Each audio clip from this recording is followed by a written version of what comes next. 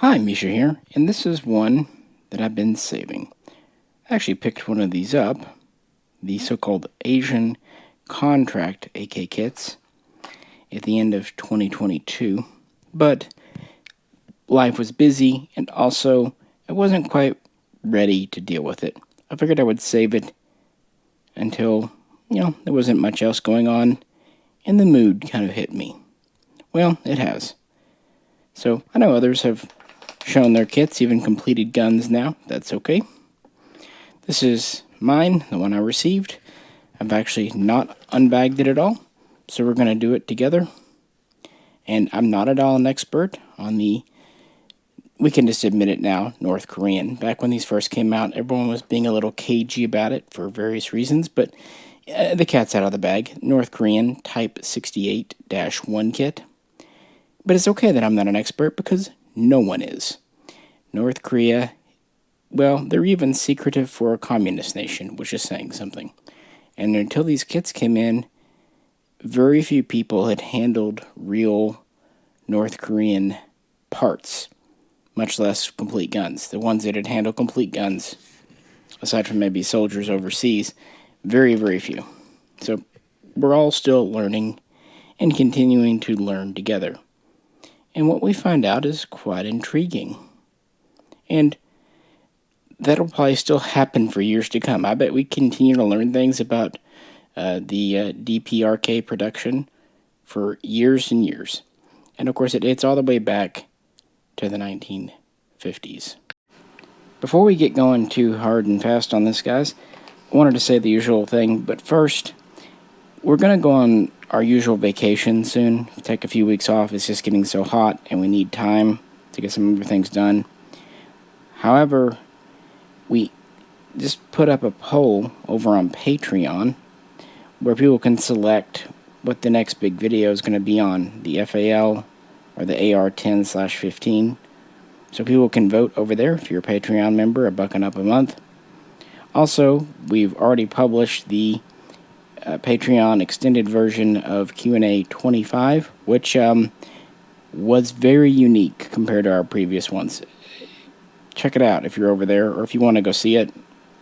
It's an interesting day with Fox and I going to several places. And if you can't support, there will be a YouTube safe version that's, about 30 minutes shorter. We had to edit out some racier things. That'll be published here probably the next video, or maybe the video and after that. But it'll be up very soon. So if you can't, we understand. There'll be the YouTube version coming up, but we had a lot of fun doing that video, so check it out if you would, please. As always, please do like, share, and subscribe. And with that, yeah, North Korean Kalashnikovs. Let's dive in. Let's move the kit aside so we can bring the AK Type 3 out. This is the one in my collection. It's just a good example piece of a Russian Type 3. And I actually already had it out for a different video, so yeah. Back in the 1950s, of course, we had the Korean War. The very first firearm that North Korea produced domestically was the Type 49, which was a copy, a clone of the PPSH 41, the Papasha. But of course, the Korean War changed things, and President Kim Il-sung decided to initiate production of, well, it would actually be the SKS as the Type 63, and the AK that rolls over, sling, as the Type 58. Interestingly, it has a lower type number than the 63, but that's because the SKS was kind of an interim measure until they had enough AKs, yada yada. And they are primarily assisted at this time by Soviet Russia, which would have been, of course, the Khrushchev era. And so the very first guns were AK Type 3s. They were initially built with Russian parts, assembled in North Korea with some Russian assistance, and they were built at two factories that we really just know by the designators of Factory 61 and Factory 65. No one even knows what those numbers mean for sure. I've always just kind of thought of it as just like the other naming systems in China, Russia, so on and so forth. But a lot of mystery. In fact, some say that they're called tractor factories. Either way, this was adopted as the Type 58, and it was pretty much a one-to-one clone with a few differences. It had, of course, the 16 and a quarter inch medium heavy barrel, the milled receiver, smooth top cover, and it had the same type of angled down stock, pistol grip, and slab handguards, but they were made out of a different type of wood, and it was called catappa wood, from the catappa tree, which actually we have in the front yard of our cabin, and we used to use the catappa worms for fishing. So yeah.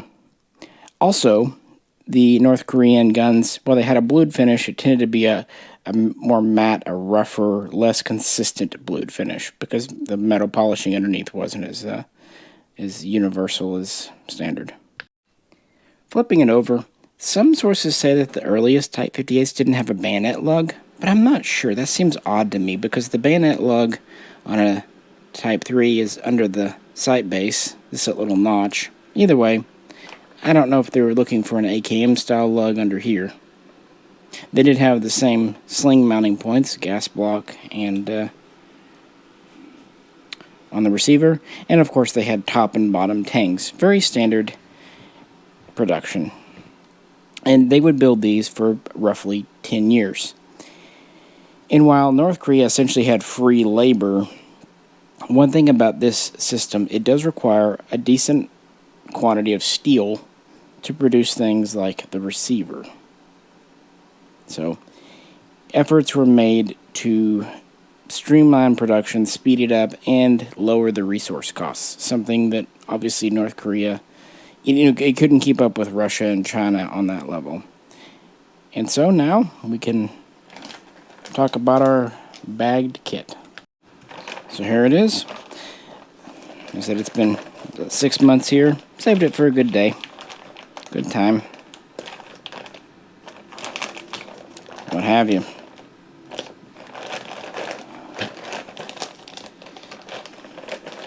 So let's crack it open.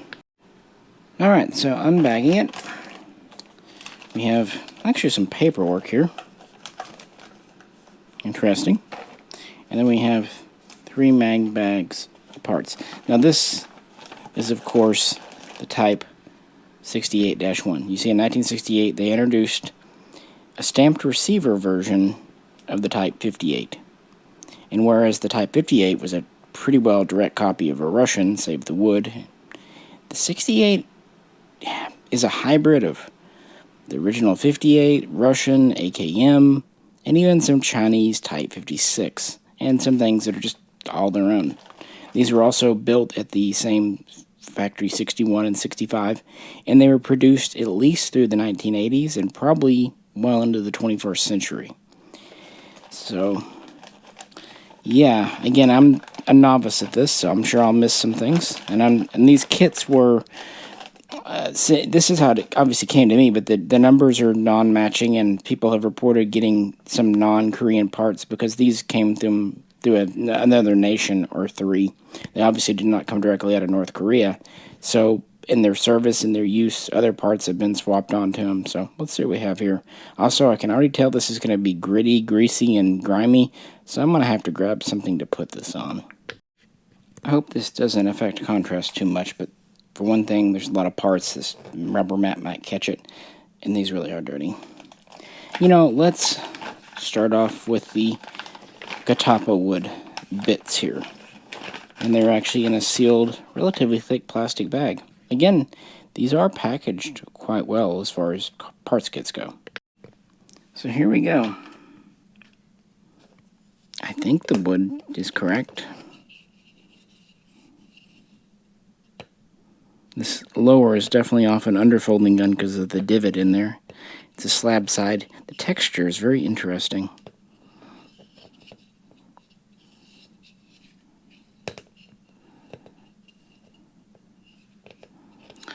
The pistol grip is pretty well standard. It has a metal ferrule on top, a larger hole in the bottom for a full nut, which is not present on this one. And then we have an upper gas tube. And this one has a bit of a hump. But it could just be wear and tear. Now the gas tube is AKM style without the ports. However, what's interesting about it is there's a rib here, a ridge on this side. And it kind of continues on. You can see there.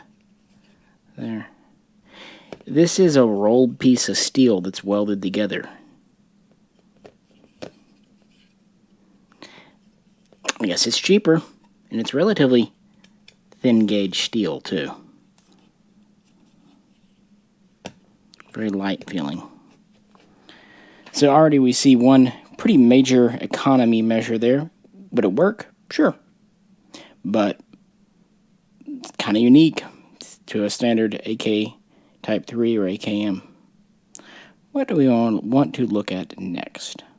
My hands are already getting dirty. Let's unfold the biggest piece here. And this isn't really a Ziploc bag, it's more of a taped up piece of plastic thing. So let me open that and I'll be right back. So yeah, these are our biggest parts here.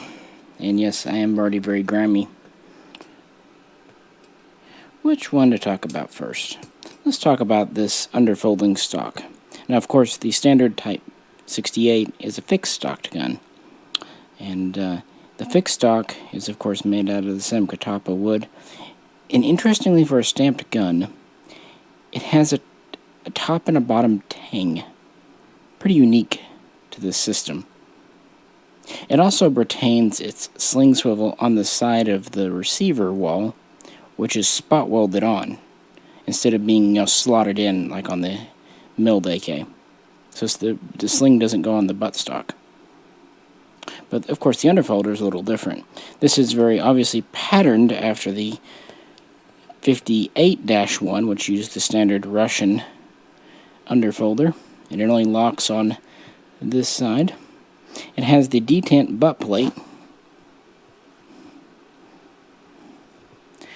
but trying to manipulate this.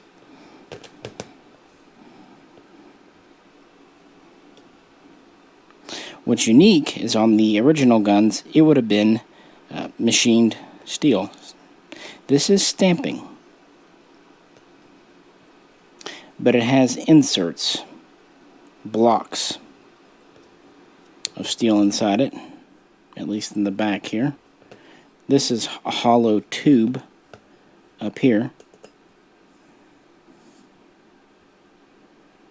It's thicker steel, which is good. Of course, the butt plate is as well. But it is decidedly a unique buttstock for this this type of gun.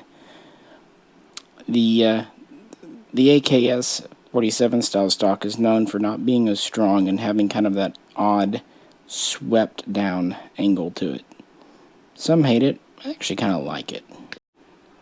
Next up, let's look at the top cover and recoil guide. This is a pretty standard wire guide, again cheaper and lighter, and the back is pretty standard without the big lip that appeared later, and these are very obviously ground to fit by hand.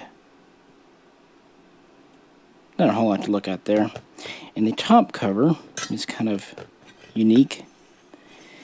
This is a ribbed pattern. Now, a lot of sources say that the Type 68 has a smooth top cover carried over from the Type 58. This is true. Some do. But some, especially export guns like this, have been seen with the ribbed cover, including matching serial numbers. Now, the ribbing is unique. It's a gentle type ribbing. Yeah, it's very kind of lightly struck into the metal. The front's the deepest here where it notches in. The rear here. And it's relatively thin gauge steel.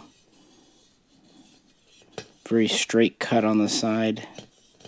And then it drops down. Of course, this folds over here.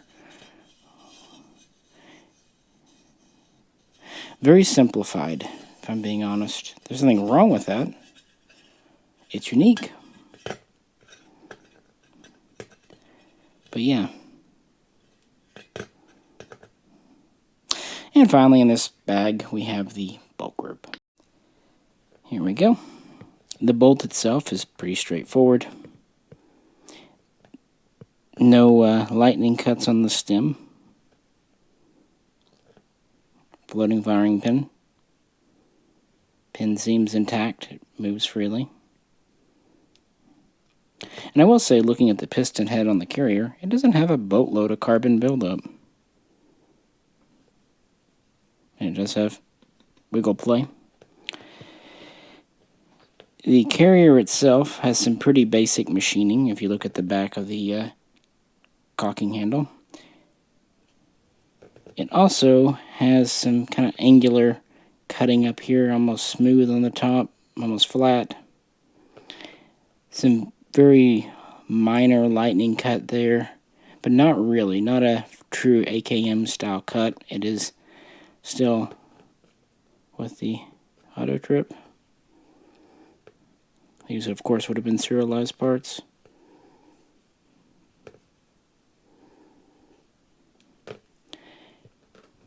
Yeah, just you can tell the machining was made as straightforward and simple as was reasonably possible. More angles and edges than rounded surfaces. That said, I'm actually kind of impressed with the overall condition. I'm sure it has finish wear and whatnot, but it doesn't feel bad or pitted up. Then again, I've handled some pretty goddamn worn out AK kits, like out of the Balkans. And yeah, some of those were rough as could be. So that's what's in our two bigger bags. And then we have this one that has lots in it. So let me get these put back up, and then we're going to dump this one out. And there's actually quite a bit for us to talk about in there. Also, I'm going to go wash my hands. Alright, this is really our main parts bag. Relatively thick plastic again, and a Ziploc again. Let's see what comes out first. Something I don't actually say very often. Cool, a trigger guard. Typically on an AK, a trigger guard's pretty, well, straightforward. But actually with the 68, there's two unique features. For one, the nut for the pistol grip is part of this. This one's riveted on. You see there's a spot in the rear too. It's also said that some are welded on. Either way, it's a piece with this. It's kind of like the Yugoslavian M70 pattern. It stays as part of the receiver. It's not free-floating. The mag catch. There's a couple of styles we see with this gun. This has the AKM stamped hump style. It said that some earlier ones had the straight milled style. And then we have this trigger guard. Quite unique because it has a reinforcing rib there. But I think the main reason it has that, this is again very thin metal. So they added that ridge, that rib to strengthen it. Nevertheless, it is a unique thing. I can't, off the top of my head, think of any other AK I have with a trigger guard like that. Next up, the selector. Pretty standard. A little hole in the back. Again, stamping on the side. This is a good place to talk about markings that would be on the stamped receiver. The ones destined for the North Korean military would have Korean markings. Interestingly, they didn't mark the uppermost position safe. They basically would just give markings for middle, semi, and bottom full. But the ones for export, like this contract, would have had either a 1 or a Roman numeral, I, in the middle, and then the little infinity sign on the bottom. So that changed a bit. Again, the safety's pretty standard for what we have here. Speaking of markings, how about the rear sight and sight base? I said that there were quite a few elements from the original Type 58 left over. Well, one of them is the rear sight. It's graduated out to 800 meters. Even though it's a stamped receiver gun, most of your AKMs have a 1,000 meter But like the Chinese Type 56 with the stamped receiver, this is still at 800. Again, the battle setting can either be in Korean or it can be basically a 3. There's a couple of variations in the sight. Otherwise, pretty standard rear sight. This one's got a loose spring. It's in there, but... And looking at the channel for the barrel, these have an interesting barrel. It's kind of a hybrid barrel. It's not exactly AKM, but it's not AK Type 3, and I don't believe it'll interchange with the Type 56 directly either, but I could be wrong on that. Again, still very much learning, but it has its own diameters and things, profiling, because while they had, you can see some kind of marks on the bottom of this base here. While the 58 was set up with Russian supervision, the 68 was more North Korea trying to make these cheaper and more economical as far as steel usage as they could. And by this point, yeah, Chinese help was coming in, probably with helping them develop their stamping technologies. So with that, let's get to kind of the heart of the gun, or at least the heart of the receiver. The Trunnion, with intact, detacked barrel stub. You can see the profile here, how it has a very steep taper down. I think what they basically did, and I could be wrong on this, guys, but it looks like the actual journal where it goes in there is more AK Type 3, but then it quickly tapers down to a thinner AKM profile, which definitely complicates things. Interestingly, the rivet pattern is more standard Soviet AKM. It's not the same at all compared to a Chinese Type 56 stamped that has the rivets that go like that. This is more Russian pattern, although I have read that the rivets can be at least non-standard size. This is, of course, a machined trunnion. And this is basically, yeah, the heart. A pressed and pinned in barrel, of course. Pin there. And I really do miss the days of intact barrels. That made AK kits very practical. But in 2005, the ATF, under the Bush administration, reinterpreted things, and then barrels that were originally on machine guns could not come in. And this is what we have today. Very simple feed ramp there. Now, the Russian AKM, of course, has a 1.0 stamped receiver, and the Chinese Type 56 has a 1.5 millimeter stamped receiver. This uses the 1.0, so it's not a Chinese style receiver. Childers makes one with replica Korean markings. That'd probably be the way I'd go, but I think a AK builder, recreator is doing some as well. That's one reason I kind of held off doing the build. I wanted to let some parts get out there on the market. But yeah, that's our trunnion. Let's move on to the barrel hardware. The front sight base here is a machined part. You know, a lot of communist nations would go to a casting in the late 70s and 80s, but as far as I know, North Korea is stuck with machining, milling, because that's what they had the machinery, the technology to do. It has a spot underneath for, you know, no bayonet lug here, cleaning rod, standard rod. The barrel, of course, is 16 1/4, 415 millimeters. The base is a little different. The way it's cut here is a little different than usual. The front is very smooth, and the back has an interesting groove cut in it. It's kind of unlike other things, yet again simplified. Open base, and you can see the relatively narrow AKM style barrel front end there. It is a unique sight base, and just because it's right here, here's its muzzle nut. Some of these have also been spotted with slant muzzle brakes, and would it shock you to learn that this too is simplified? Just be very basic. It does have cuts for a wrench flats, but it's very simple here. Of course, it's 14 by 1 left-hand threads normally. Then we move to the gas block. Let's talk about the handguard retainer very quickly.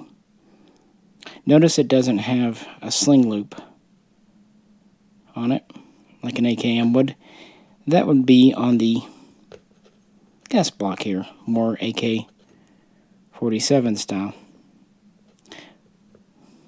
But note it has vent holes in the gas block, like an AKM. That's why that gas tube wasn't vented. It has an AKM style bayonet lug. But interestingly, it's actually cut out on the bottom. It's got a little notch out on the bottom. There too. It's different. And very easy to identify these. They have flat sides. Mostly up here. This is mostly rounded here. And the top is also flattened. Not quite as severely. And ditto for the bottom there. Again, simplified machining as much as they could get away with. And that's easy to recognize a North Korean gas block. The bayonets, they're an interesting affair. They use the AKM style lug and pommel. The blade is almost AK Type 3, but then the point is kind of a hybrid. And then they have a metal scabbard with either, I think it's a brown or a green belt hanger. So, yeah, you can tell this is taking influences from several places. As for our trigger group, this has more of an AK Type 3 style, double hook here. Here's our hammer.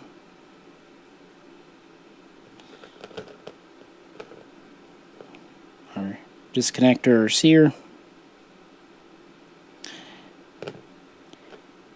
And this did not have the AKM's so-called rate reducer, which was in actuality an out-of-battery safety, although it did have the effect of slowing the effective rate of fire down because, well, it wouldn't let the hammer go until the bolt was fully locked in.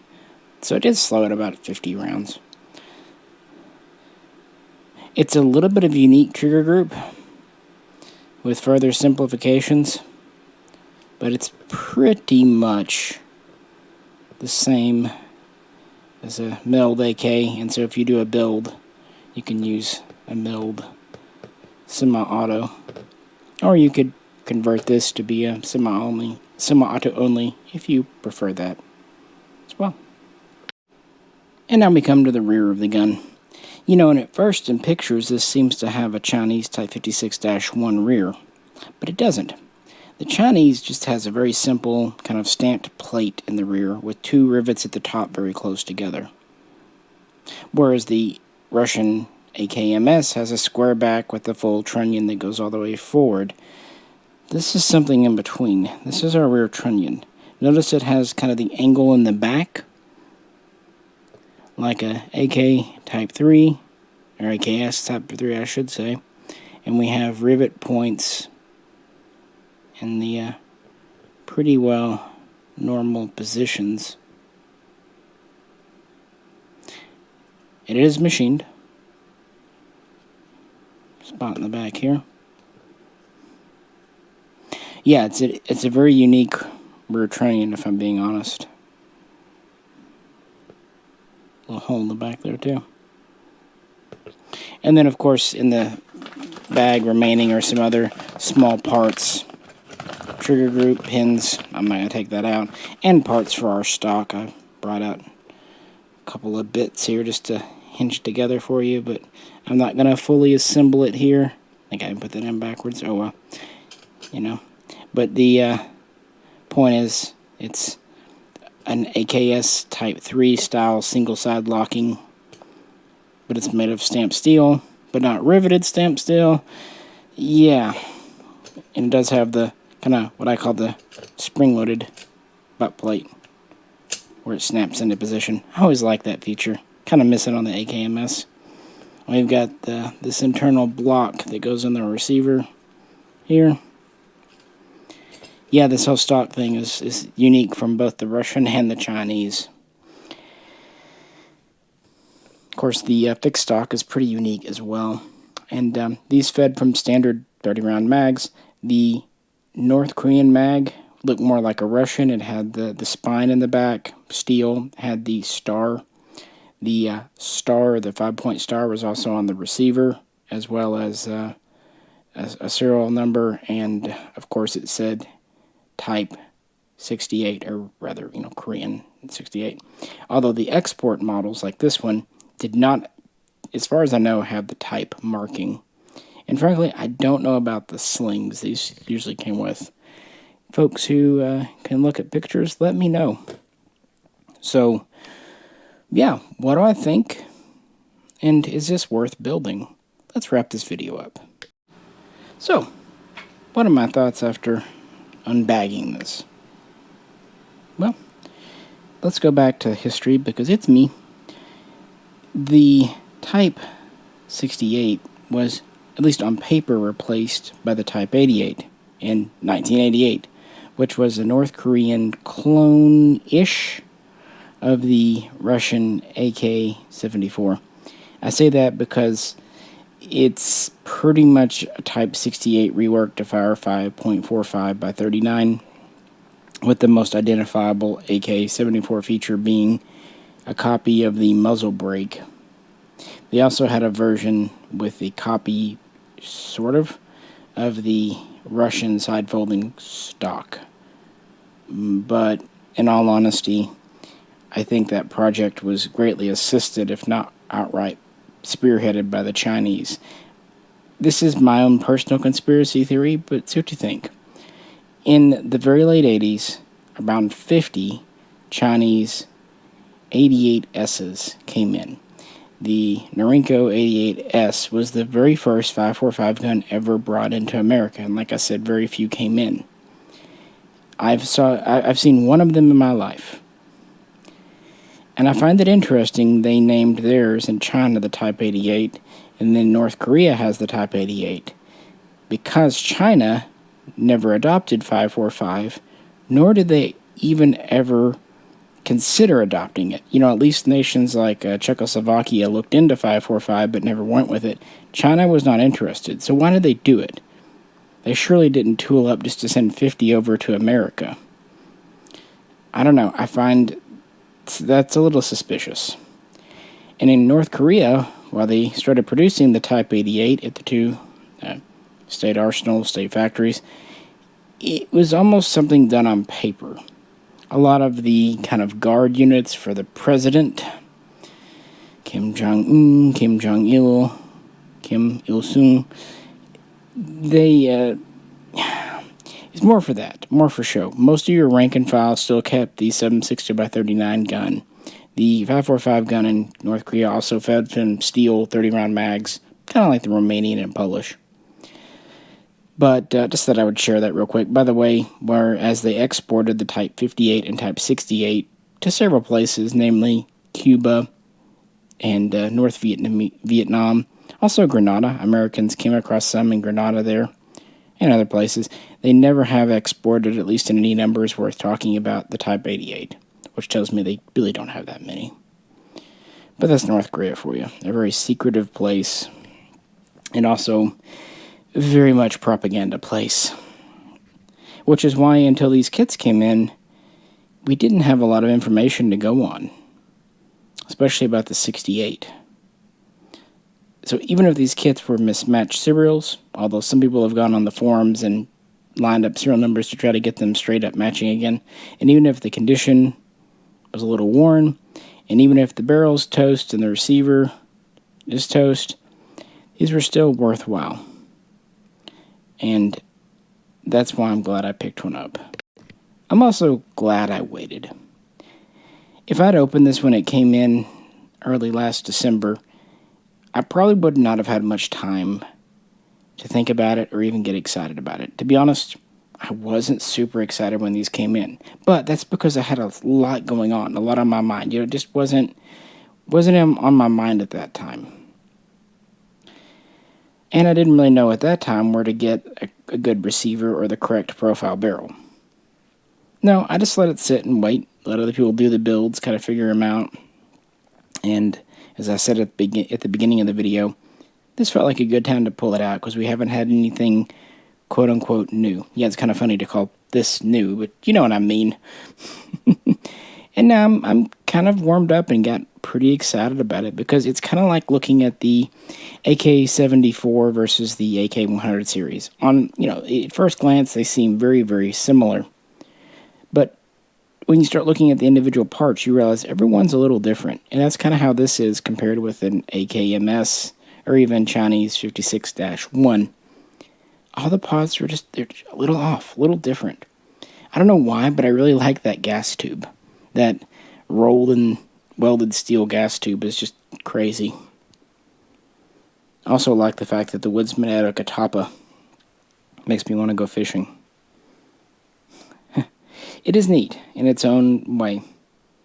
And after reading on the forums all the stories about the kind of parts kits people got, I'm happy with mine. Yeah, it's got wear and tear, but nothing too bad. And it's not like deeply rusted, it's just grimy, a little cleaning. Bluing wear is fine, but I don't like, dings, dents, rust, pitting, that stuff's harder to deal with. If a bluing's worn off, re-blue it, or do a little touch-up. I don't like gouged out wood. I don't mind small nicks and dings in the wood.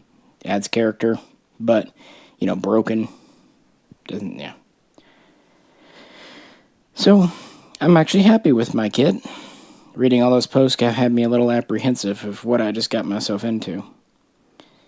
But, I always prefer imports. We've never had and never will have a North Korean import. Next to that, I've always gone with matching kit builds with original barrels. That's okay if you're doing, say, a Polish gun. You can find those. You can even find Russian kits with the original barrels. However, North Korean? No. This is it. As shitty as it is that the barrel had to be cut, that's where we're at. That's what it is. It's just one of those facts of life. Until these kits came in, you really couldn't build one of these. Or you could maybe find a few parts here and there, like a bayonet, a magazine. You could find the North Korean mags. You might find some North Korean wood or a North Korean top cover. But these, at least this one here, seems to be, as far as I can tell, correct me if I'm wrong, I could be, but it does seem to be all correct DPRK parts. And, well, I don't have a ton of underfolders in the collection. I guess I can make room for one more. I don't know how long it'll take me to do it. It's not a huge priority. It's always good to have some project brewing in the background. So, eventually we'll build her up and show it off, but for now, that's the kit. Who else bought these? And if so, what did you get? Any interesting surprises? Would you like to see the fixed stock version come in, or do you like the underfolder? Or would you maybe like to see a Type 58 come in? I don't know. Let me know. But, yeah, overall, this was a really fun look. And I think it'll end up being a pretty fun build, all in all. I guess we'll find out eventually. As I said, if you could, please do like, share, and subscribe. We're having that poll go over on Patreon to pick a few things. And Q&A 25's out over there. And Q&A 25 YouTube edit will be here quite soon. So, if that interests you, please check it out. I think you'll find that it is a unique video this time. This is Misha, and also on behalf of Fox, we'll catch you very soon. Next time.